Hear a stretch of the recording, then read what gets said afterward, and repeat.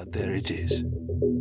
The Greek word for everything that is the case, what we would call the universe, is cosmos. And at the moment, although moment is a time word and makes no sense just now, neither does the phrase just now, at the moment, cosmos is chaos and only chaos, because chaos is the only thing that is the case. A stretching, a tuning up of the orchestra. But things are about to change very quickly. The First Order.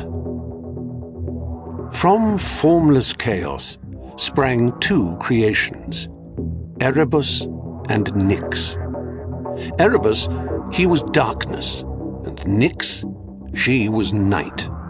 They coupled at once, and the flashing fruits of their union were Hemera, day, and Ether, light.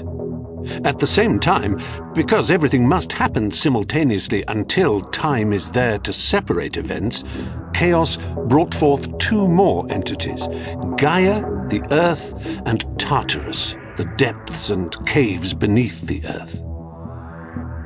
I can guess what you might be thinking. These creations sound charming enough, day, night, light, darkness, earth, depths, and caves, but these were not gods and goddesses, they were not even personalities.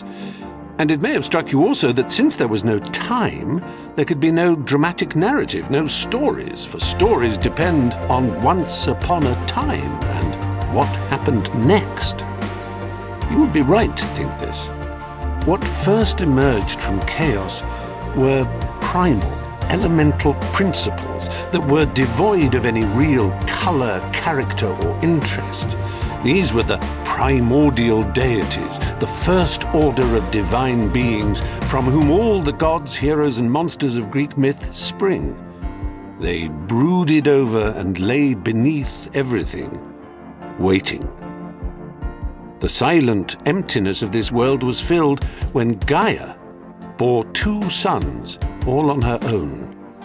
The first was Pontus, the sea, and the second was Uranos, the sky, better known to us as Uranus, the sound of whose name has ever been the cause of great delight to children from 9 to 90.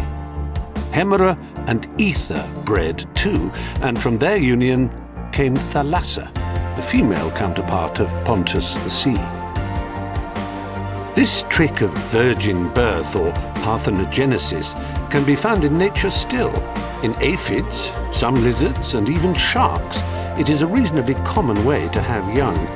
There won't be the variation that two sets of genes allow, and this is the same in the genesis of the Greek gods. The interesting ones are all the fruit of two parents, not one. At the very beginning, the primordial deities always were the things they represented and ruled over.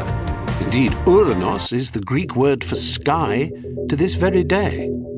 You could say that Gaia was the earth of hills, valleys, caves, and mountains, yet capable of gathering herself into a form that could walk and talk.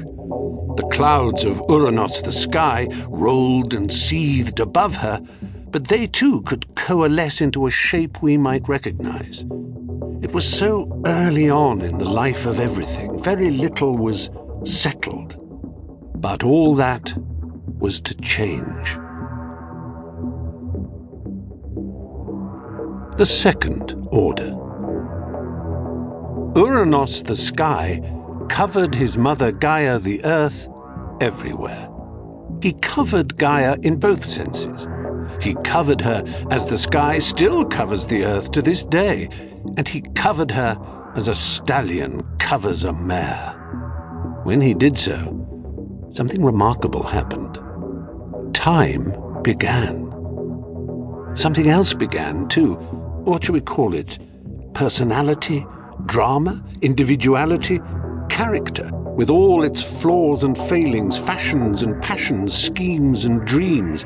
Meaning began, you might say. The seeding of Gaia gave us meaning, a germination of thought into shape. Seminal semantic semiology from